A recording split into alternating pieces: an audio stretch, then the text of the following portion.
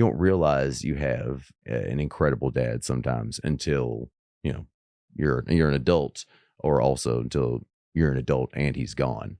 And even now, raising a kid, raising my daughter, and hearing her talk about the relationships her friends have with their fathers, and realizing that it's not, even now, still, it's not insanely common to have a dad that will regularly tell you they love you, that will engage in conversation with you like you're an equal, like truly like you're a person, because that's how, they want to address you, who builds on all your curiosities, who listens enough to be interested in what you're interested in, and to like want to help develop that further, and believes in your potentials, but will also tell you when you need to do a little bit better.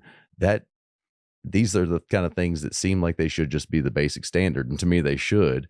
But the things that also make an incredible father, and dad was absolutely that guy that was always there, and really my best friend on top of just being a great dad. So yeah, we had as good a relationship pretty much as you can have with your dad. So I'd like to think that if there'd be any dad that would that would fight his way through through the gates of wherever, so that he could take on the form of some goofy little green ball for a little while and float around the bedroom, that seems like something that he might do, even if he'd get yelled at by management. So um Sure. And he yeah, passed away when you would you have been a senior in high school?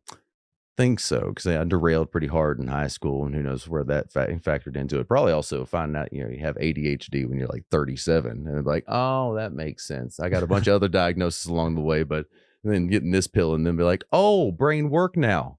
Brain, I could totally have done high school. Turns out, but yeah, he got diagnosed about like 3 years, I want to say, maybe before, because they said he only had like 6 months. He was driving. Uh, his company works suburban in Princeton, and suddenly just had a crash and passed out. Didn't know why. Woke up. He was otherwise fine in the ER, but they did a CAT scan, since he said he had like blacked out. He woke up like confused and was like ready to fight people.